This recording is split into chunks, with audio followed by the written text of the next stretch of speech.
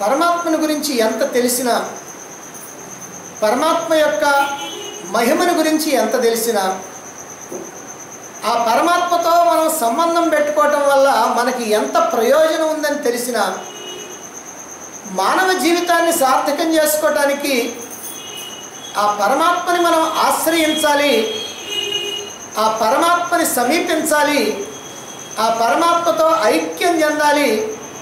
అప్పుడే మనకి శాశ్వతమైనటువంటి ఆనందం.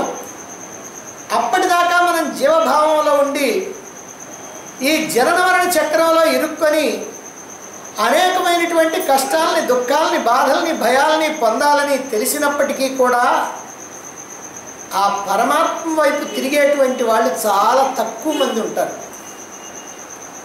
ఇక్కడ పరమాత్మ వైపు తిరగటం అని అంటే దేవాలయాలకు వెళ్ళి పూజలు చేయటమో, ఏదైనా కష్టాలు వచ్చినప్పుడు భగవంతుణ్ణి గుర్తు చేసుకోవటమో, సంకటం వస్తే వెంకటరమణ అన్నట్లుగా మళ్ళీ ఆ సంకటం తీరిపోగానే ఆయన్ని మళ్ళీ నీ చోట్లోనూ ఉండవయ్యా, మళ్ళీ అవసరం వచ్చినప్పుడు పిలుస్తాను అనేటువంటి భక్తి కాకుండా నిజమైనటువంటి భక్తి అంటే పరమాత్మ యొక్క యథార్థ తత్వాన్ని తెలుసుకొని, అసలు పరమాత్మ అంటే ఎవరో తెలుసుకొని, ఆ పరమాత్మకి మనకి ఉన్నటువంటి సంబంధాన్ని తెలుసుకొని, ఆ పరమాత్మతో ఏ ప్రకారంగా సన్నిహితం కావాలో తెలుసుకొని, ఆ పరమాత్మతో సన్నిహితమయ్యేటువంటి వాళ్ళు చాలా అరుదుగా ఉంటారు. సాధారణంగా లోకంలో వాళ్ళ సంపాదన, కుటుంబం, ఆ కుటుంబ పోషణ అనేటువంటి వ్యవహారాల్లో మునిగిపోయేటువంటి వాళ్ళు ఎక్కువ.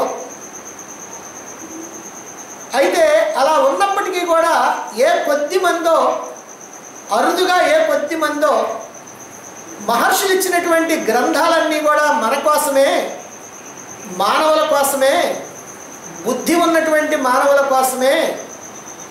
కాబట్టి ఆ మహర్షులైనటువంటి వాళ్ళు ఏ రకమైనటువంటి స్వార్థ బుద్ధి లేకుండా కేవల పరోపకార బుద్ధితో, వాళ్ళకి ఏ ప్రయోజనం లేకుండా మానవులకి ప్రయోజనం కలిగించాలి అనేటువంటి ఉద్దేశంతో మానవుడు ధరించటానికి, జన్మ సార్థకం చేసుకోవటానికి ఎంతో బ్రహ్మాండమైనటువంటి జ్ఞానాన్ని, ఆత్మజ్ఞానాన్ని, బ్రహ్మజ్ఞానాన్ని, బ్రహ్మ విద్యని మనకు అందించారు.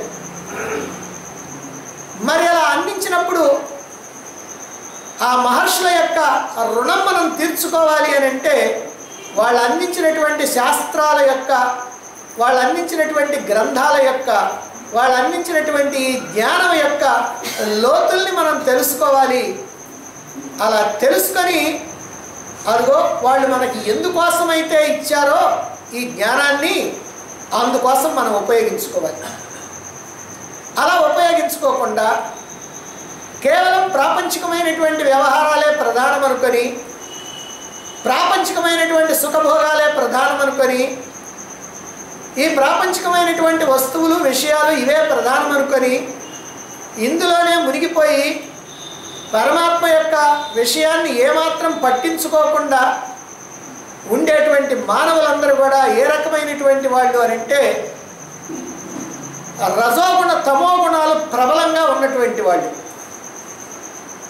కేవలం సత్వగుణం అనేటువంటిది కనుక ఉన్నట్లయితే వాళ్ళు పూర్తిగా పరమాత్మ యందు నిమగ్నం అవుతారు.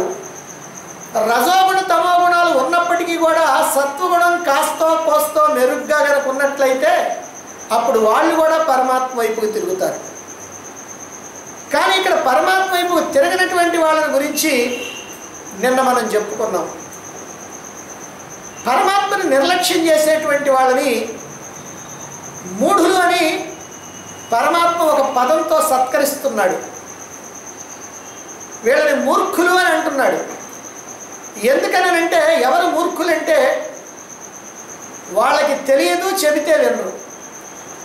అయ్యా నువ్వు తరించేటువంటి మార్గం ఏమిటో నీకు తెలుసా? తెలియదు. కానీ ఎవరైనా చెబుతున్నారు మహాత్ములు, వింటా, నేను విన్నాను. ఇదిగో ఈ రకమైనటువంటి వాళ్ళే నిజమైనటువంటి మూర్ఖులు అన్నమాట. అంటే ఎల్లప్పుడూ కూడా ఈ ప్రపంచానికి సంబంధించి, ఈ లౌకికమైనటువంటి విషయాలకు సంబంధించిన ఆలోచనలు చేస్తారే తప్ప పరమాత్మకి సంబంధించినటువంటి ఆలోచన వాళ్ళ యొక్క మనస్సుల నుంచి రాదు. కారణం ఏమిటంటే వాళ్ళ మనస్సులో ఈ సత్వగుణం అనేటువంటిది లేదు, రజోగుణ తమో గుణాలు ఉన్నాయి. రజోగుణం ఏం చేస్తుందంటే ప్రపంచంలోకి పరిగెత్తిస్తుంది, నిన్ను ప్రాపంచిక వ్యవహారాల్లో మునిగిపోయేటట్టుగా చేస్తుంది. తమోగుణం ఏం చేస్తుందంటే ఏమీ తెలుసుకోకుండా సోమరితనంగా ఉండటం, ఇతరుల మీద ఆధారపడి బ్రతకటం, అదిగో దాన్ని మాత్రం ప్రోత్సహిస్తుంది తమోగుణం. ఒక సత్వగుణం మాత్రమే పరమాత్మ వైపుకి మళ్ళిస్తుంది. మరి ఇలాంటి మూఢులు అంటే పరమాత్మను నిర్లక్ష్యం చేసేటువంటి మూఢులు వాళ్ళకి ఏ లక్షణాలు కలిగినటువంటి వాళ్ళు అవుతారు, ఏ స్వభావం కలిగినటువంటి వాళ్ళు అవుతారు అనే విషయాన్ని తర్వాత శ్లోకంలో చెప్తున్నారు, 12వ శ్లోకంలో. మరి దీన్ని కనుక తెలుసుకుంటే మనకేమిటి ప్రయోజనం అని అంటే, ఆ లక్షణాలు మనలో ఉన్నాయా, ఆ స్వభావం మనలో ఉందా, అది ఒక్కసారి మనం చూసుకొని పరిశీలన చేసి అలాంటి లక్షణాలు మనలో లేకుండా చేసుకోవాలి. అలాంటి స్వభావాన్ని మనం విడిచిపెట్టాలి. అప్పుడే మనం ఈ జన్మని సార్థకం చేసుకుంటాం. ఈ జన్మ అనేటువంటిది ఎన్నో జన్మల్లో చేసినటువంటి సత్కర్మల కారణంగా నీకు వచ్చింది ఈ మానవ జన్మ. కారణం ఏమిటంటే ఈ మానవ జన్మ నీ యొక్క సమస్తమైనటువంటి బంధనాలని వదిలించుకోవటానికి ఒక బ్రహ్మాండమైనటువంటి అవకాశం. 84 లక్షల రకాలైనటువంటి జీవరాశుల్లో 83,99,999 రకాలైనటువంటి జీవరాశులకి మోక్షార్హత లేదు. ఇందులో దేవతలు కూడా ఉన్నారు. అంటే దేవతలకు కూడా మోక్షాన్ని పొందేటువంటి అర్హత లేదు. ఇక జంతువులకి, పశుపక్షాదులకి, చెట్లు చేమలకి, వీటికి వేటికి కూడా మోక్షాన్ని పొందేటువంటి అర్హత లేదు. మోక్షాన్ని పొందేటువంటి అర్హత ఉన్నటువంటి జన్మ ఒక్క మానవ జన్మ మాత్రమే. అందుకే జంతువునాం నరజన్మ దుర్లభం అన్నారు శంకరాచార్యుల వారు వివేక చూడమండు మొట్టమొదటి శ్లోకంలోనే. కాబట్టి సమస్తమైనటువంటి ఈ జీవులలో ఒక్క మానవుడు మాత్రమే అతి దుర్లభమైనటువంటి జీవితం. ఇక మానవ జీవితంలో కూడా ఇంకా ఎలాంటిది శ్రేష్టం అంటే దుర్లభం త్రయమే వైతత్ దైవానుగ్రహ హేతుకం మనుష్యత్వం ముముక్షత్వం మహాపురుష సంశ్రయ అన్నారు. అంటే చాలా దుర్లభంగా లభించేటువంటి జన్మ ఏంటనంటే మానవ జన్మ ఎత్తటం, మోక్షం కావాలనేటువంటి కోరిక పుట్టడం, ఆ కోరికని తీర్చుకోవటానికి తగినటువంటి సలహానిచ్చేటువంటి సద్గురువు లభించటం, మనుష్యత్వం ముముక్షత్వం మహాపురుష సంశ్రయ.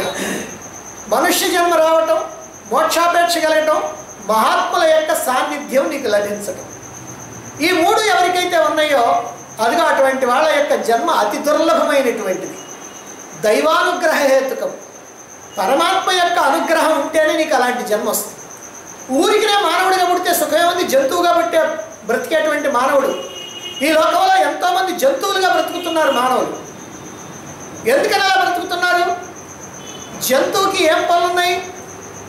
తినటం, నిద్రపోవటం, ఆడమగా కలవటం, పిల్లల్ని కంటాం, తనకంటే బలమైనటువంటి వాటిని చూస్తే భయపడతాం. ఆహార భయ నిద్ర మైథునాలు.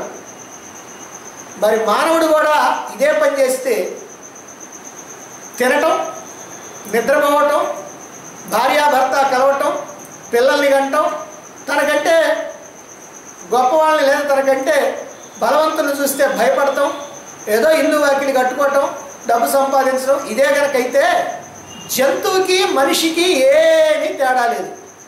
అందుకని అటువంటి మానవుడిని ఏమంటారంటే ద్విపాద పశువు అని అంటారు. పశువులకి దాదాపుగా అన్నిటికీ కూడా 4 కాళ్ళు ఉంటాయి. ఒక మనిషికి 2 కాళ్ళు ఉంటాయి, 2 చేతులు ఉంటాయి. అందుకని వీడిని ఏమన్నారంటే ద్విపాద పశువు అన్నారు. 2 పాదాలు ఉన్నటువంటి పశువు ఈ మానవుడిని. కనుక పరమాత్మ వైపుకు తిరగకుండా, పరమాత్మను గురించినటువంటి ఆలోచన చేయకుండా కేవలం లౌకికమైనటువంటి భౌతికమైనటువంటి ప్రాపంచికమైనటువంటి విషయాల్లోనే మునిగిపోయి ఇదే ప్రధానం అనుకొని ఇందులోనే కనుక ఉండిపోయేటువంటి వాడు ఎవరయ్యానంటే ద్విపాద పశువు, అంటే 2 కాళ్ళు ఉన్నటువంటి పశువు అని అర్థం. మరి అటువంటి స్థితికి మనం వెళదామా? మనం ఏ రకమైనటువంటి లక్షణాలు మనలో ఉన్నాయో చూసుకొని అవి ఏవైనా పనికిరానివి కనుకైతే వాటిని కాస్త తొలగించి మంచి లక్షణాలను కాస్త మనం పొడికి పుచ్చుకొని మంచి స్వభావాన్ని కలిగి ఉండి వచ్చినటువంటి ఈ మానవ జన్మని, దుర్లభంగా లభించినటువంటి ఈ మానవ జన్మను మనం సార్థకం చేసుకోవాలి. అలా చేసుకోవాలనంటే భగవంతుడి వైపుకు తిరగనటువంటి ఈ మూర్ఖులు ఎవరైతే ఉన్నారో, భగవంతుడు చెప్పినటువంటి మూర్ఖులు, అదిగో ఆ మూర్ఖుల యొక్క లక్షణాలు ఏమిటో, వాళ్ళ యొక్క స్వభావం ఏమిటో మనకి 12వ శ్లోకంలో తెలియజేస్తున్నారు. 12వ శ్లోకం చూడండి. మోఘాశ మోఘ కర్మాణః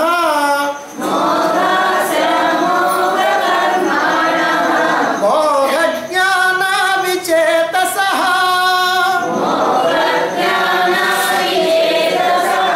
రాక్షసీమాసురీం చైవ ప్రకృతిం మోహినీం శ్రితాః.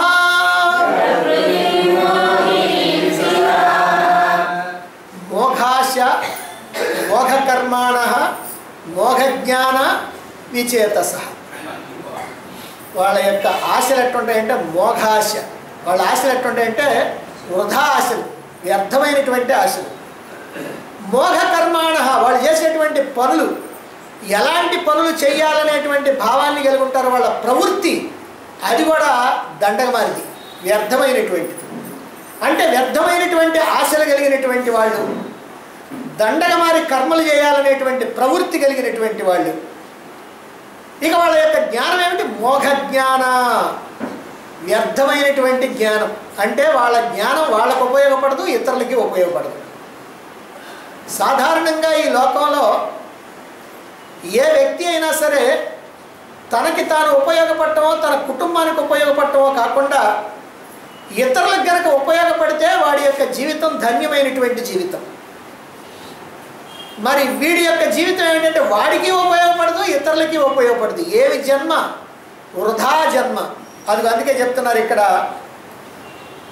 మోఘాశ మోఘ కర్మాణః మోఘ జ్ఞాన విచేతసః. విచేతసః అంటే బుద్ధి కాస్త నాశనం అయిపోయిన అవివేకి. అంటే వీళ్ళు అలాంటి వాళ్ళు అనమాట. మరైతే ఇలా ఎందుకయ్యారండి వాళ్ళు? ఎందుకయ్యారనంటే వాళ్ళ యొక్క ప్రవృత్తి, వాళ్ళ యొక్క ప్రకృతి, వాళ్ళ యొక్క స్వభావం ఎలాంటిదంటే రాక్షసీం ఆసురీం మోహినీం. రాక్షసీం ఆసురీం మోహినీం అంటే రాక్షస ప్రవృత్తి కలిగినటువంటి వాళ్ళు కొందరైతే, ఆసురిక ప్రవృత్తి కలిగినటువంటి వాళ్ళు కొందరైతే, మోహిని ప్రవృత్తి కలిగినటువంటి వాళ్ళు కొందరు అన్నమాట. కాబట్టి ఈ 3 రకాలైనటువంటి ప్రవృత్తి కలిగినటువంటి వాళ్ళు ఎలా ఉంటారంటే వాళ్ళ యొక్క ఆశలు వ్యర్థం, వాళ్ళ యొక్క కర్మలు ఏ రకమైనటువంటి కర్మలు చేస్తారో వ్యర్థం, వాళ్ళ యొక్క జ్ఞానం వృధా, వాళ్ళు బుద్ధిహీనులు, విచేతసః బుద్ధి పూర్తిగా చెడిపోయినటువంటి వాళ్ళు.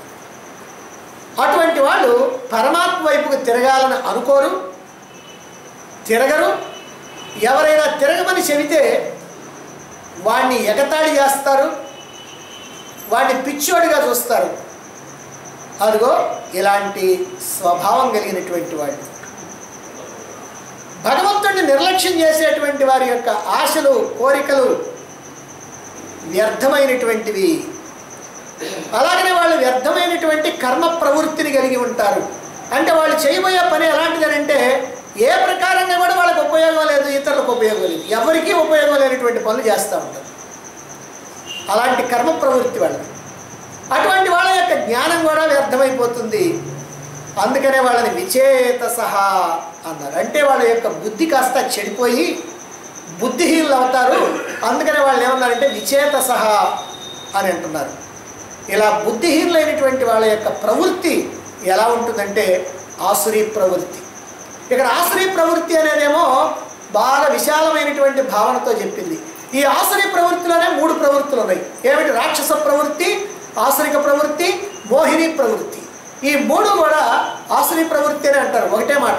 మనం ఎట్లాగైతే మనస్సు, బుద్ధి, చిత్తం, అహంకారం అనే 4 అంతఃకరణాలని మనస్సు అని ఒకే మాటతో అంటామో, లేదా సూక్ష్మ శరీరం అని అంటామో, అదే ప్రకారంగా ఈ 3 ప్రవృత్తుల్ని కలిపి ఆసురీ ప్రవృత్తి అని అంటారు. అయితే ఈ ఆసురీ ప్రవృత్తిలో 3 రకాలు ఉన్నాయి. అంటే ఒక్కొక్క దానిలో కాస్త తేడాలు ఉన్నాయి. ఏమిటా తేడాలో మనం ఇప్పుడు తెలుసుకోవాలి. రాక్షస ప్రవృత్తి, రాక్షస ప్రకృతి అంటే వాళ్ళ స్వభావం రాక్షస స్వభావం అంట. ఏమిటి రాక్షస ప్రకృతి అని అంటే హింసా ద్వేషాలే స్వభావంగా కలిగినటువంటి వాళ్ళు. వాళ్ళకి లేచిన దగ్గర నుంచి కొట్టండి, నరకండి, చంపండి అనేటువంటి మాట తప్పితే ఇక రెండో మాట వాళ్ళ నోటి మీదకి రాదు. హింసా ప్రవృత్తి, ఇతరులను నాశనం చేయటం, చంపటం, కొట్టడం, నరకటం అన్నీ ఇవే. కాబట్టి హింసా ప్రవృత్తి కలిగినటువంటి స్వభావం కలిగినటువంటి వాళ్ళు ఈ రాక్షసులు. పైన రాక్షసులకి అసురులకి ఒక తేడా ఉంది. ఏమిటంటే తమకి ఏ ప్రయోజనం లేకపోయినా ఇతరులను హింసించాలనేటువంటి కోరిక ఈ రాక్షస ప్రవృత్తి కలిగినటువంటి వాళ్ళకి. ఇతరుల్ని బాగా హింసించాలా, ఇతరుల్ని పీడించాలా, ఇతరుల్ని బాధ పెట్టాలా. మరి ఇంత బాధ పెట్టి ఇంత హింసిస్తే వాళ్ళకేమైనా లాభం అంటే వాళ్ళకేం లాభం లేదు. వాళ్ళకి లాభం లేకపోయినా సరే, వాళ్ళకి ప్రయోజనం లేకపోయినా సరే ఇతరులు హింసించడమే తమ యొక్క లక్ష్యంగా పెట్టుకుంటారు. అదిగో ఆ పనిలోనే వాళ్ళు నిమగ్నమై ఉంటారు. మరి ఇలాంటి స్వభావం ఎందుకు? పుట్టుకతో వచ్చినటువంటి బుద్ధి. పుట్టుకతో వచ్చిన బుద్ధి పుడకలతో కానీ పోదంటారు. అంటే చచ్చినప్పుడే పోయేది, ఇక మధ్యలో పోదు. అలాంటి స్వభావం కలిగినటువంటి వాళ్ళు ఇదిగో ఈ రాక్షస ప్రకృతి. అయితే ఈ స్వభావం ఎలా వచ్చిందండి? ఎలా వచ్చిందంటే ఇంతకుముందు జన్మల్లో అదిగో ఆ రకమైనటువంటి ప్రవృత్తి కలిగి ఉన్నారు, ఆ రకమైనటువంటి పనులు చేస్తున్నారు. ఆ పనులు చేయటం వల్ల ఏమైందంటే ఆ రకమైనటువంటి వాసనలు వచ్చినాయి. ఆ వాసనలే వాళ్ళ యొక్క ప్రకృతిగా స్వభావంగా మారింది. అందుకని వీళ్ళు పుట్టుకతోటే ఈ రకమైనటువంటి స్వభావంతో ఉంటూ ఉంటారు. ఇక వాళ్ళు మారాలని కానీ మారటం కానీ జరిగేటువంటి పని కాదు. ఎందుకనంటే అంత ముదిరిపోయినటువంటి వాళ్ళు అనమాట వీళ్ళు. వీళ్ళు మారడానికి ఎటువంటి పరిస్థితులు వీళ్ళు. వీళ్ళ యొక్క స్వభావాన్ని కనుక చెప్పుకోవాలంటే మనం ఒక చిన్న ఉదాహరణ చెప్పుకుంటే సరిపోతుంది. ఓసారి అంటే ఒక తేలు చెరువులో పడ్డదంట. అది కనుక మునిగిపోయిందనుకో చచ్చిపోద్ది. అందుకని ఎట్లానా తప్పించుకోవడం ఎట్లానా అనుకునే సమయంలో పక్కన ఒక కప్ప కనపడదంట. కప్ప కనపడినప్పటికీ తేలు అందంట, సోదరా మన ఇద్దరం ఒకే రకమైనటువంటి పరిస్థితి కలిగినటువంటి వాళ్ళం కదా, అందుకని నువ్వేం చేస్తావంటే నన్ను కాస్త ఒడ్డుకి చేర్చు, నీ మీద ఎక్కించుకొని అని అన్నదంట.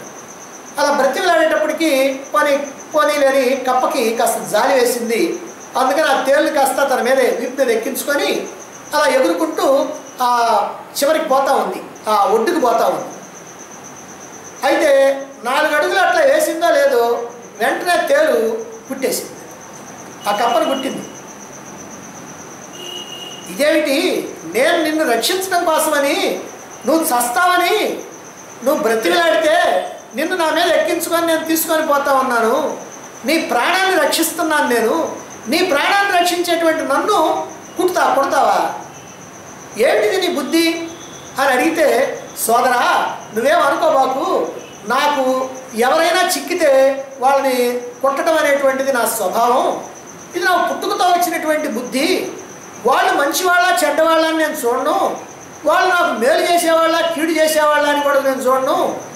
నాకేంటంటే ఎవరైనా దొరికితే చాలు తగమని కొట్టడమే నా పని. ఇప్పుడు నువ్వు దొరికావు, నాకు ఇంకెవరు లేరు ఇక్కడ కొట్టడానికి కూడా, అందుకు నువ్వు దొరికావు కదా అందుకని నేను నిన్ను కుట్టేశాను అని అన్నదండి. ఓహో సరే అట్టయితే నీ దారి నువ్వు చూసుకోందండి. అబ్బాబే నువ్వు అట్లా చేయబాకు, ఏదో పొరపాటునట్టు జరిగింది కానీ నువ్వు మాత్రం నన్ను కాస్త ఆ ఒడ్డుకి చేర్చేసేయి అని మళ్ళీ ప్రాధేయపడ్డది. నువ్వు ఇలా ఏం చేయబాకు, నాదే పొరపాటు, నన్ను క్షమించు, కాబట్టి నువ్వు నన్ను కనుక ఒడ్డుకు చేర్చావంటే ఇక నువ్వు చేసినటువంటి మేలు నేను ఈ జన్మలో మర్చిపోలేను అని చెప్పిందంట తేరు. సరేనని చెప్పి కప్ప ఏం చేసిందంటే పాపం జాలితోటి మళ్ళీ దాన్ని వీపు మీద ఎక్కించుకునే ఉంది, ఇంకా కిందకి నెట్ల వీపు మీద ఎక్కించుకునే ఉంది కాబట్టి అందుకని మళ్ళీ 4 అడుగులు అట్లా ఎగిరింది ఆ ఒడ్డుకు రావటానికి. మళ్ళీ పుట్టింది. మళ్ళీ పుట్టేటప్పుడు ఇప్పుడే కదా నువ్వు చెప్పింది, ఏమిటి ఇదంటే నేనేం చేసేది, అది నా స్వభావం, నేను పుట్టకుండా ఉన్నామన్నా కూడా ఊరుకోదు, అది అంటే పొద్దే కుట్టేసేస్తూ ఉంటుంది. అందుకని నేనేం చేయలేకపోతున్నాను, నువ్వేం అనుకోబాకండి. ఓహో, అయితే కుట్టడం నీ స్వభావమా, పుట్టుకతో వచ్చినటువంటి బుద్ధి? సరే, అట్లా కనుకైతే నీ స్వభావం కనుక అదైతే నా స్వభావం ఏమిటో నేను కూడా చూపిస్తానని చెప్పి బుడుంగ నీళ్ళలో మునిగిపోయి, అది ఎంత దూరం నీళ్ళలో మునిగిపోయినా కప్పకేం కాదు, కానీ తేలు చచ్చిపోతుంది. అంటే నీటిలో మునిగి ఆ తేలు కాస్త చచ్చిపోయింది. ఎందుకు చెప్పుకుంటున్నాం ఇదనంటే, ఈ తేలుకి ఎలాంటి స్వభావం ఉందో ఇదిగో ఇప్పుడు చెప్పుకున్నటువంటి రాక్షస ప్రకృతి కలిగినటువంటి వాళ్ళ స్వభావం ఇదనమాట. వాళ్ళు ఎన్నిసార్లైనా సరే ఇతరులు హింసించడంలో మాత్రం ఏమాత్రం వెనకాడు, వాళ్ళ స్వభావం అది. అందుకని ఇప్పుడు తేలు కూడా చెప్పి, నా పుట్టుకతో వచ్చినటువంటి బుద్ధి నేనేం చేసేది, నేను ఆగుదామన్నా కూడా ఆగలేకపోతున్నాను, అందుకని కుట్టేస్తున్నాను అని చెప్పిందండి. అంటే నిష్కారణంగా, అంటే ఏ రకమైనటువంటి కారణం లేకుండా ఇతరులకి అపకారం చేసేటువంటి దుర్బుద్ధి, దుర్గుణం ఈ రాక్షస ప్రకృతి కలిగినటువంటి వాళ్ళు. కాబట్టి వాళ్ళ స్వభావం చాలా క్రూరమైనటువంటి స్వభావం, ఘోరమైనటువంటి స్వభావం.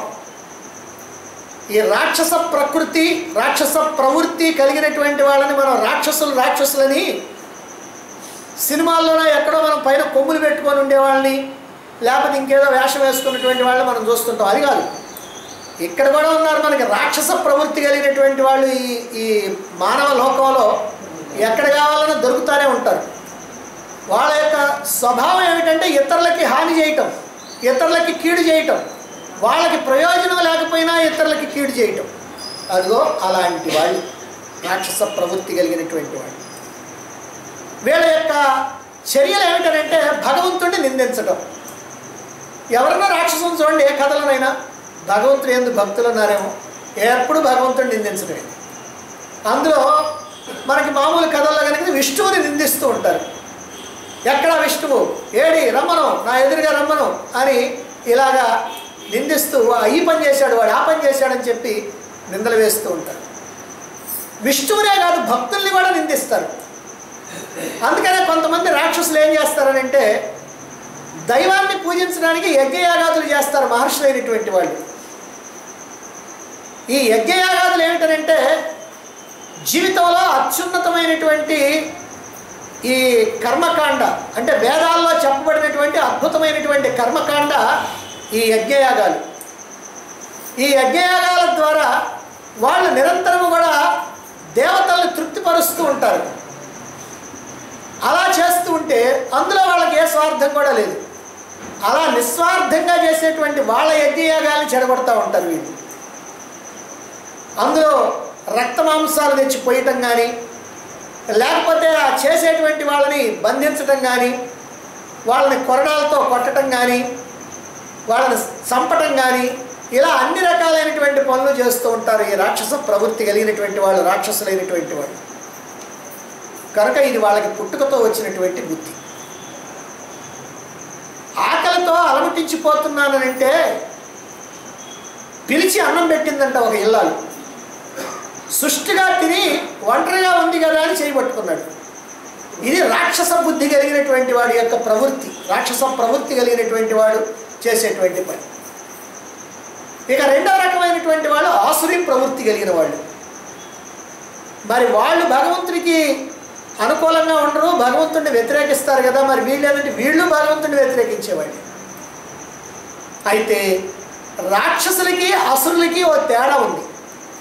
ఏంటా తేడా అంటే తమ సుఖం కోసం, తమ సంతోషం కోసం, తమ స్వార్థం కోసం ఇతరులకి ఎంత అపకారాన్నైనా చేసేటువంటి వాళ్ళు అసురులు. రాక్షసులు ఎవరు? తమకి ఏ ప్రయోజనం లేకపోయినా ఇతరుల్ని హింసించేవాళ్ళు. మరి అసురులో తమకి ప్రయోజనం కలుగుతారంటే ఇతరులకి ఎంత హాని చేయడానికైనా సిద్ధంగా ఉండేటువంటి వాళ్ళు. కాబట్టి వాళ్ళని అసురులు అంటారు. అలాంటి ప్రవృత్తి ఎవరికైతే ఉందో, అలాంటి స్వభావం ఎవరికైతే ఉందో వాళ్ళని ఆసురీ స్వభావం కలిగినటువంటి వాళ్ళు, ఆసురిక ప్రవృత్తి కలిగినటువంటి వాళ్ళు అని అంటారు. అంటే వీళ్ళు తమకి ప్రయోజనం లేకపోతే ఇతరులు హింసించరు. తమకి ప్రయోజనం ఉంది అంటే ఎంతటి హింసాకాండకైనా సరే పాల్పడుతూ ఉంటారు. ఇతరులకి ఎంతటి ద్రోహాన్నైనా ఎంత అన్యాయాన్నైనా చేయడానికి వెనకాడినటువంటి స్వభావం వీళ్ళది. వీరికి భగవంతుడు, భక్తి, శాస్త్రం, గేస్త్రం, నీతి, న్యాయం, ధర్మం, కర్మం అంటూ ఏమీ లేవు. ఇవన్నీ వాళ్ళకి అక్కర్లా. భగవంతుడితో సంబంధం లేదు, న్యాయం లేదు, నీతి లేదు, పుణ్యం లేదు, పాపం లేదు, ధర్మం లేదు, కర్మం లేదు, ఏం లేదు. వాళ్ళ కనుక మేలు జరుగుతుందంటే ఇతరులకి ఎంతటి అన్యాయం చేయడానికైనా సిద్ధపడుతూ ఉంటారు. అన్యాయం చేస్తూ వాళ్ళు బాధపడేటువంటి వాళ్ళు కాదు, వాళ్ళకి తెలిసే అన్యాయం చేస్తూ ఉంటారు. ఎందుకనంటే వాళ్ళకి మేలు కలుగుతుంది కనుక. అదిగో అలాంటి స్వభావం కలిగినటువంటి వాడు. మరి రావణాసురుడు గొప్ప శివభక్తుడు. మరి ఏమండి ఇందాక మీరు అన్నారు కదా భగవంతుడు అంటే భక్తి ఉండదని. మరి ఆయనకి విష్ణు అంటే ద్వేషమే. కానీ శివుడు అంటే ఎందుకనంటే వాళ్ళ ద్వారా వీళ్ళు కొన్ని రకాలైనటువంటి వరాలు పొందాలి. అదిగో దానికోసం అని చెప్పి వాళ్ళని ఆశ్రయిస్తారు. వాళ్ళు వరాలు ఇవ్వటం వరకు, ఇక తర్వాత వాళ్ళతో వీళ్ళకేం పని లేదు. మరి ఇటువంటి శివభక్తుడైనటువంటి వాడు, గొప్ప పరిపాలనా దక్షుడైనటువంటి వాడు, మహావీరుడైనటువంటి వాడు, ఎంతో గొప్ప పరాక్రమశాలురైనటువంటి తమ్ముళ్ళు, కొడుకులు, మంత్రులు ఉన్నటువంటి వాడు. మరి ఇంతటి వాడికి పరస్త్రీ వ్యామోహం అనేటువంటిది ఒక జబ్బు పుట్టింది, ఒక నీచ బుద్ధి అతనికి ఉంది. సీతాదేవి విషయాన్ని శూర్పణఖ తన యొక్క సోదరైనటువంటి శూర్పణఖ వచ్చి చెప్పింది. ఎందుకంటే శూర్పణఖ దండకారణ్యంలో ఉన్నప్పుడు రామలక్ష్మణులు చూసింది. అందుకని రాముడి మీద మోహంతో ఆ రాముడి దగ్గరికి వెళ్ళింది, పిచ్చి పిచ్చిగా మాట్లాడింది. ఈ సీత కంటే నేనే అందంగా ఉంటాను, నీ గనక అడ్డమైతే ఈ సీతను నేను తినేస్తాను, మన ఇద్దరం హాయిగా ఆనందంగా ఉందాము అని ఏవో రకరకాల మాటలు చెప్తే అప్పుడు రాముడు అన్నాడు, నేను భార్యతో ఉన్నాను, భార్య లేకుండా ఉన్నటువంటి వాడు నా తమ్ముడు లక్ష్మణుడు ఉన్నాడు, అక్కడికి వెళ్ళి అన్నాడు. సరే అక్కడికి వెళ్ళింది. ఈయన దగ్గరికి ఆయన దగ్గరికి పంపించిన తర్వాత ఇక తీవ్రమైనటువంటి కోపం వచ్చింది లక్ష్మణుడికి. ఆ ముక్కు చెవులు కోసి పారేశాడు. దాంతో తన అన్న లంకేశ్వరుడైనటువంటి రావణాసురుడి దగ్గరికి పోయింది. అన్నా నా ముక్కు చెవులు కోసేశారు దుర్మార్గులు మానవులు అని ఎంతో మొత్తుకుంది. ఎంత మొత్తుకున్నా ఆయన పాపం అట్లాగా అని కూడా అలా కొంచెం పోయిందిలే, ముక్కు చెవులే కదా అనుకున్నాడు మరేమో. సరే వీడి పని ఇట్ట కాదని చెప్పి, అన్నా నా ముక్కు చెవులు కోసినటువంటి ఆ లక్ష్మణుడు ఆ రాముడు ఉన్నారే, వాళ్ళ దగ్గర సీత అని ఒక అందమైనటువంటి స్త్రీ ఉంది, అలాంటి దాన్ని ఇంతవరకు ఈ ప్రపంచంలో నేను చూడలేదు, ఆమె కనుక నీ పక్కన కనుక ఉంటే ఆహా ఏమి నీ వైభవం అని అంది. అప్పుడు ఏమిటి అలాగా నీ ముక్కు చెవులు కోసారా, నేను తేల్చుకుంటా వాళ్ళ సంగతి ఏందో అని అన్నాడు. ఇప్పుడు అంటే ఇది సీతాదేవి సంగతి చెప్పిన తర్వాత. అందుకని సీతాపహరణానికి ప్లాన్ వేసాడు. ఆ ప్లాన్ ప్రకారం మారీచుడి దగ్గరికి వెళ్ళాడు. మారీచుడు చిన్నప్పుడే రాముడి చేతిలో దెబ్బతిన్నటువంటి వాడు. అలా దెబ్బతిని ఆయన ముని వృత్తిని అవలంబించాడు, తపస్సు చేసుకుంటా ఉన్నాడు. ఆ తపస్సు చేసుకుంటా ఉన్నటువంటి మారీచుడి దగ్గరికి వెళ్ళి రావణాసురుడు తన ప్లాన్ చెప్పాడు. నువ్వు బంగారు లేడి రూపాన్ని ధరించి అక్కడ తిరుగు, సీతాదేవేమో అదిగో ఆ లేడిని తెమ్మని చెప్పి రాముడిని కోరుద్ది, రాముడు వచ్చేస్తాడు, నువ్వేం చేస్తావంటే హా లక్ష్మణ హా సీత అని కేకలయ్యి దాంతో లక్ష్మణుడు వస్తాడు, అప్పుడు ఒంటరిగా ఉంటుంది సీత, నేను ఎత్తుకొచ్చుకుంటాను అన్నాడు. వద్దురా నాయన, నీకు తెలియదు రాముడు అంటే ఎవరో అని ఓ మాట చెప్పాడు. రామో విగ్రహవాన్ ధర్మ అని. రాముడిని ధర్మాన్ని పోతపోస్తే, ఒక విగ్రహం మాదిరిగా కనుక ధర్మాన్ని కనుక పోతపోస్తే అది రాముడు అవుతాడు అని చెప్పాడు. ఎవరు? రాక్షసుడైనటువంటి మారీచుడు, తాటకి కొడుకైనటువంటి మారీచుడు చెప్పాడు. రాముడిని ప్రశంసించినటువంటి వాడు రాక్షసుడు, మామూలు మనుషుడు కాదు. అయినా సరే వెళ్ళా రావణాసురుడు. ఎందుకనంటే అదిగో చెడు కాలం దాపురించినప్పుడు మంచి మాటలు వినిపించాలని అనిపించవు ఎవరికి కూడా. అందుకనే నువ్వు ఏమైనా సరే ఆ బంగారు లేడి రూపాన్ని ధరించి వెళ్ళాల్సిందే, నువ్వు కనుక అలా వెళ్ళకపోయినట్లయితే నేను నిన్ను చంపేస్తాను. అప్పుడు అనుకున్నాడు ఆయన, వీడి చేతిలో చావటమా రాముడి చేతిలో చావటమా, వీడి చేతిలో చచ్చాకంటే రాముడి చేతిలో చావటం మంచిదని అనుకున్నాడు. సరేనన్నాడు. వెళ్ళాడు. అదిగో ఆ బంగారు లేడి రూపంలో ఉన్నాడు. ఆయన చెప్పినట్టుగా చేశాడు. ఈయనేమో తాపస వేషంలో వెళ్ళి సీతాదేవిని అపహరించి తీసుకొని వెళ్ళి లంకలో కూర్చోబెట్టాడు. ఏమిటిది? విపరీతమైనటువంటి కోరిక, విపరీతమైనటువంటి కర్మ. మోఘాశ మోఘకర్మాణ మోఘజ్ఞాన విచేతస. ఏమి కర్మ వీడు చేసింది? ఏమి ఆశ? పరస్త్రీ కావాలి, ఇష్టం లేనటువంటి ఇంటి కావాలి.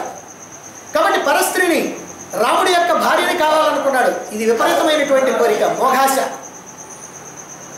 మరి దానికి ఏం చేశాడు? మోఘకర్మాణ, వ్యర్థమైనటువంటి కర్మ. ఆ కర్మ చేసినందువల్ల ఏం జరిగింది? సర్వనాశనం జరిగింది. ఎంతో అద్భుతమైనటువంటి లంకానగరం, బంగారు శిఖరాలు కలిగినటువంటిది.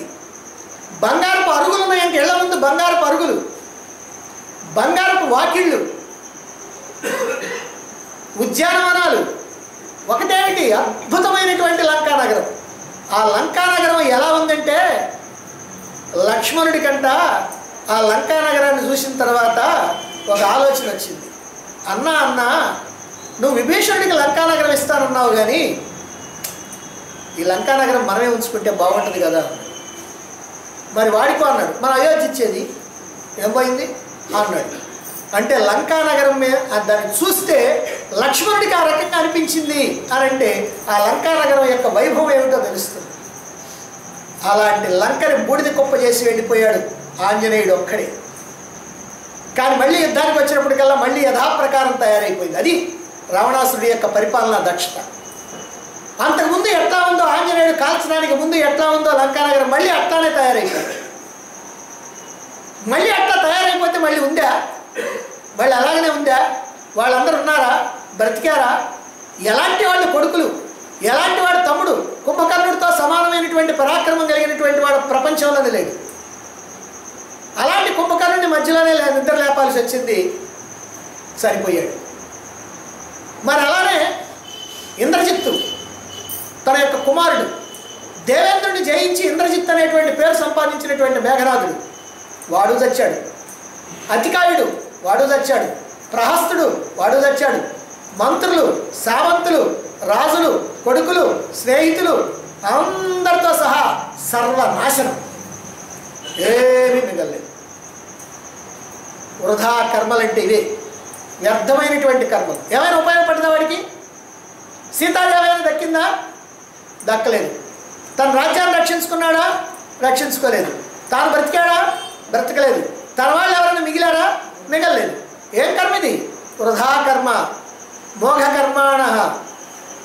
మరి ఇప్పుడు అతని జ్ఞానం ఏమైపోయింది? ఎంతటి మహాజ్ఞాని రావణాసురుడు, వాడి జ్ఞానం ఏమైపోయింది? కేవలం ఈ కోరిక కారణంగా మోఘజ్ఞాన విచేతస. వాడి జ్ఞానం అంతా కూడా సర్వనాశనం అయిపోయి బుద్ధిహీనుడైపోయాడు. ఎంతమంది చెప్పారు? కుంభకర్ణుడు చెప్పాడు నువ్వు తప్పు చేసావని, విభీషణుడు చెప్పాడు నువ్వు తప్పు చేసావని, భార్య మండోదరి చెప్పింది నువ్వు తప్పు చేసావని, తాత అయినటువంటి మాల్యవంతుడు చెప్పాడు నువ్వు తప్పు చేస్తున్నావని. ఎంతమంది చెప్పినా సరే ఆహా ససేమిరా నేను విన్నాడు. చివరికి సర్వనాశనం అయిపోయాడు. రామాయణం, మహాభారతం ఈ రెండిట్లో కూడా ఇలా మూర్ఖులు, సర్వనాశనం అయిపోయినటువంటి మూర్ఖులు ఇద్దరు ఉన్నారు.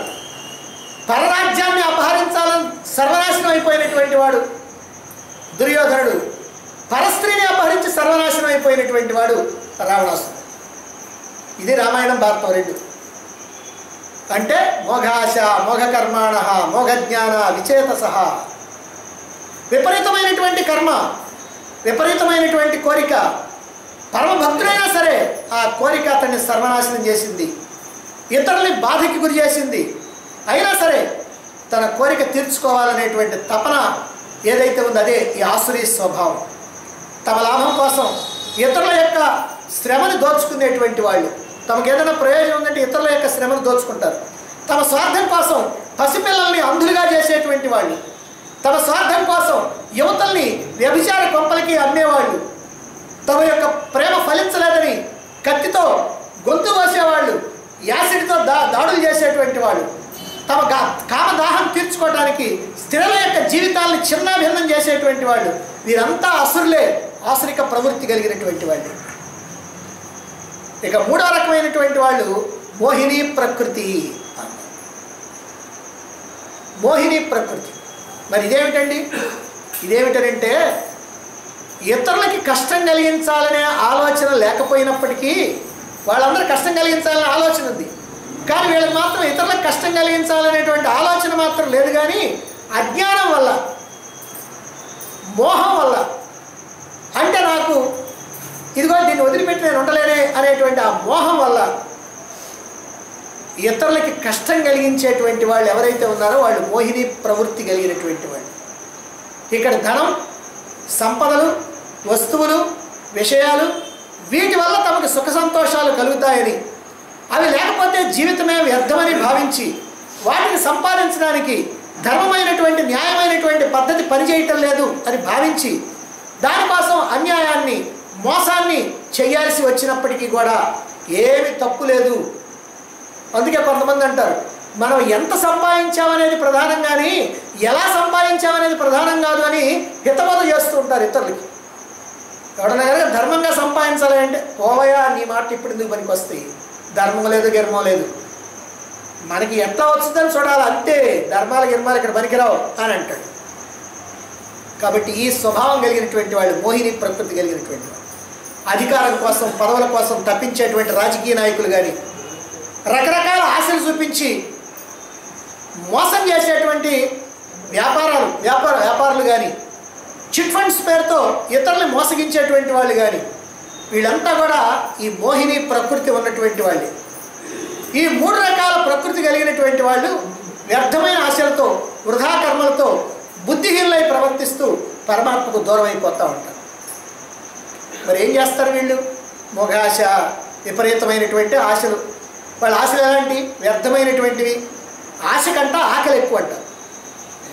ఎంత ఆశ అయినా సరే ఇంకా ఇంకా ఇంకా కావాలనంటే కానీ అమ్మో చాలు అనే మాత్రం అందం. మనం కనుక ఏదైనా భోజనమో టిఫినో కనుక అయితే అమ్మో ఇక చాలండి అని అంట.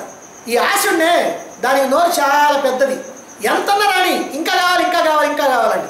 అందుకని ఆశకి ఆకలి ఎక్కువ. ఆశలు తీరకపోగా మొదటిగా మోసం వస్తుంది. ఇదిగో ఇలాంటి వాళ్ళకి వీళ్ళకి ఆశలు తీరకపోయినా మళ్ళీ ఆశల కారణంగానే మొదటిగా మోసం తెచ్చుకుంటారు. వాళ్ళు ఆశలు తీరటానికి చేసేటువంటి కర్మలు కూడా మోఘ కర్మాణ అన్నారు. మోఘ కర్మాణ అంటే కర్మలు కూడా ఎట్టాటి అని అంటే వ్యర్థమైనటువంటి కర్మలు. అదేమిటండి, ఏదో లాభం వస్తే కదా వాళ్ళు చేసేదంటే ఆహా లాభం రాబోయిన వ్యర్థమైనటువంటి కర్మలు చేస్తుంటారు. ఒక ఆయన 200 ఎకరాల పొలం ఉన్నటువంటి రైతు ఉన్నాడు. ఆశ మాత్రం చాలా ఉంది ఆయనకి. ఏంటనంటే 1000 ఎకరాలు కావాలి. అంతకుముందు ఆయనకి 10 ఎకరాలు ఉంది, దానికి చిన్నగా 200 ఎకరాలకు వచ్చాడు. 200 ఎకరాలు 1000 కావాలనుకున్నాడు. 1000కి వస్తే 10,000కి వస్తాడు, 10,000కి వస్తే 1,00,000కి వస్తాడు. ఇక ఆశకు అంతులేదు. అందువల్ల అదే ప్రకారంగా చాలా పొలం కావాలని నాకు అనుకున్నాడు. ఎక్కడ దొరుకుతుంది పొలం అని అనుకున్నాడు. ఎవరో చెప్పారు, ఒక కొండ ప్రాంతంలో కోయదరులు ఉంటున్నారు, ఆ కోయదరులు ఉన్న చోట కావాల్సినంత పొలం ఉంది, వాళ్ళకి డబ్బు అంటే ఏమిటో తెలియదు, డబ్బు విలువ అసలే తెలియదు, వాళ్ళకి కావాల్సిన ఏంటంటే విచిత్రమైనటువంటి వస్తువులు కనుక ఏమన్నా కనుక ఇస్తే ఆహా ఓహో అని వాళ్ళు ఎప్పుడు చూడనటువంటి ఇస్తే వాళ్ళు మహా ఆనందిస్తారు. అట్లనే వాళ్ళ పిల్లలకు కనుక ఏమైనా ఆట వస్తువులు కనుక ఇస్తే వాళ్ళకి భలే సంతోషం వేసి ఇదిగో ఈ భూమి కాస్త ఊరికినే ఇచ్చేస్తారు, నువ్వు అక్కడికి పోతే కనుక బ్రహ్మాండంగా ఉంటుందని చెబితే ఈయన ఏం చేశాడంటే ఈ పిల్లలకి కావాల్సినటువంటి ఆట వస్తువులు, వాళ్ళకి కావాల్సినటువంటి రకరకాల విచిత్రమైన వస్తువులు, తినుబండారాలు అన్నీ కూడా మూటలు కట్టుకొని తోలుకొని పోయాడు. సరే ఆ కొండ ప్రాంతానికి పోయి ఆ కోయదొరల దగ్గరికి పోయాడు. పోయిన తర్వాత ఈ పిల్లలందరూ కూడా ముగితే వాళ్ళందరికీ కావాల్సినవి ఇస్తూ ఉన్నాడు. తినడానికి కానీ, ఆడుకోవటానికి కానీ, బొమ్మలు కానీ ఇవన్నీ కూడా ఇస్తూ ఉన్నాడు. ఆ తర్వాత పెద్దవాళ్ళు వస్తే వాళ్ళకి కావాల్సినటువంటి వస్తువులు ఇస్తూ ఉన్నాడు. అవి ఇస్తూ ఉంటే ఆశ్చర్యంగా చూసుకుంటా ఉన్నారు వాళ్ళంతా కూడా. అంతా అయిపోయిన తర్వాత కోయదొర అన్నాడంట, ఏమయ్యా నువ్వు ఈ రకంగా మా అందరికీ కూడా ఏమేమో ఇస్తున్నావు, మరి నీకేం కావాలో చెప్పు, మరి నీకేదైనా మేము కనుక ఇస్తే ఈ రుణం కాస్త తీరుద్ది, లేకపోతే మేము రుణపడి ఉంటాం కదా అని అన్నాడు. అంటే ఏమి లేదు, నాకు కాస్త నేల కావాలి అన్నాడు. ఓహో అదే ఉంది, తీసుకో నీకు కావాల్సినంత. కాకపోతే ఏమిటంటే రేపు ఉదయమే నేను ఒక చోటు చూపిస్తా, ఆ చోటు నుంచి నువ్వు బయలుదేరి బారికి వెళ్ళి మళ్ళీ తిరిగి మళ్ళీ వెనక్కి తిరిగి మళ్ళీ ఈ చోటుకి రా, అంటే ఒక రౌండ్ కొట్టు, నువ్వు ఎంత దూరం అయితే తిరిగి సాయంత్రం మళ్ళీ 6 గంటలకి, ఉదయం 6 గంటలకు బయలుదేరి సాయంత్రం 6 గంటలకు మళ్ళీ నువ్వు అక్కడికి గనక వస్తే ఆ లోపల ఉన్న భూమి అంతా నీదేనన్నాడు. బాగా ఆశ పుట్టింది. ఏంటంటే 12 గంటల టైం ఉంది. ఇంకేమని అనుకున్నాడు. తెల్లారి పొద్దున్నే 6 గంటలకి కోయిదర స్థానం చూపించాడు. ఇదిగో ఇది, నువ్వు మళ్ళీ ఇక్కడికి రావాలి. ఇక్కడికి కనుక 6 గంటలకు ఖచ్చితంగా వస్తే ఈ లోపల ఉన్న మొత్తం కూడా నీకే అన్నాడు. సరే బయలుదేరాడు, వెళతా ఉన్నాడు. సరే వెళ్ళగా వెళ్ళగా వెళ్ళగా కాస్త దూరం పోయిన తర్వాత ఆయన కనిపించింది, ఇట్లా నడుచుకుంటా పోతే నేను ఎప్పటికి వెళ్తాను, కాస్త పరిగెత్తే బాగుంటుంది అనుకొని పరిగెత్తడం మొదలుపెట్టాడు. సరే పరిగెత్తు ఉంటే మధ్యలో ఒక కాలువ అడ్డు వచ్చింది. ఈ కాలువలో దిగి ఆ నీళ్ళలో కూడా పోతే చాలా లేట్ అవుతుందని ఒక దూకేటప్పటికి జారి ఆ కాలువలో పడ్డాడు. సరే మళ్ళీ ఎంతో కాసేపటికల్లా లేచాడు. ఏం చేస్తానని అనుకున్నాడు, మళ్ళీ పరిగెత్తడం ప్రారంభం చేశాడు. అసలే మనిషి కాస్త పొట్టి, ఒకడు శరీరం ఏమో లావుగా ఉంది, వేసవికాలం మాడేమో చురుమంటా ఉంది. మరి ఇలాంటి పరిస్థితుల్లో ఎవరో అక్కడ కనపడి అయ్యా మంచినీళ్ళు తాగు, మహా ఆయాసంలో ఉన్నామనంటే మంచినీళ్ళు తాగేటప్పటికి నేను మళ్ళీ ఇంకా కొంత దూరం పోవచ్చు కదా అని చెప్పి మంచినీళ్ళు కూడా తాగలేదు. సరే అలాగే పోతున్నాడు. మధ్యాహ్నం దాటిపోయింది. తిరిగాడు, మళ్ళీ ఇంకోవైపు తిరిగాడు, మళ్ళీ ఇంకోవైపు తిరిగాడు. వస్తూ ఉన్నాడు, పరుగులు తీస్తూ ఉన్నాడు. ఆయాసం, రొప్పు, ఇలా ప్రాణం పైన పోయేటట్టుగా ఉంది. అలా వచ్చి 6 గంటలు అయ్యేటప్పటికల్లా ఇంకొక 100 గజాల దూరంలో చచ్చిపోయాడు. చచ్చిపోయాడు. సరే చచ్చిపోయిన తర్వాత ఏం కావాలి, వాడు ఎంత పొడుగున్నాడో చూసి అంత పొడుగు గోతిని తవ్వించాడు. ఆ కోయిదొర తవ్వించి దాంట్లో పడేశాడు. అంటే పూర్తి చేశాడు. అంటే ఏం మిగిలింది వాడికి? పాపం ఎంతో తాపత్రయపడ్డాడు, ఎంతో ఆశ, స్థలం అంతా కావాలనుకున్నాడు, ఊరికినే డబ్బులు లేకుండా వచ్చుద్దని అనుకున్నాడు. అందుకోసం ఏదో వాళ్ళకి ఆశ చూపించాడు. సరే తిరగటం మొదలుపెట్టాడు. మరి ఏమైంది? వృధా ఆశ అంటే అదిగో ఆ ప్రకారంగా ఉంటుంది. అందువల్ల ఏ రకమైనటువంటి ఈ రకమైనటువంటి స్వభావం కలిగినటువంటి వాళ్ళకి ఏ ప్రయోజనము కూడా కలగదు అనేటువంటిది మనం తెలుసుకోవాలి. ఇదే మోఘాశ, మోఘ కర్మాణ అంటే వ్యర్థమైనటువంటి ఆశలు, వ్యర్థమైనటువంటి కర్మలు, వాటి యందు ప్రవృత్తి అనేటువంటిది. ఇక మోఘజ్ఞాన విచేతసహ అన్నారు. అంటే వాళ్ళకి తెలివి, జ్ఞానం. ఆ తెలివి ఏమిటంటే ఏం ప్రయోజనం కలిగించదు. అదిగో ఆయనకి మాదిరిగానే ఏం ప్రయోజనం కలిగించదు. వాళ్ళ తెలివి వల్ల వాళ్ళకి సుఖం లేదు, ఇతరులకి సుఖం లేదు, లోకానికి ప్రయోజనం లేదు. అటువంటి వాళ్ళు ఎంతటి వారైనా సరే అధములే, బుద్ధి లేనటువంటి వాళ్ళే మూర్ఖులు అని భగవాన్ చెప్తూ ఉన్నాడు.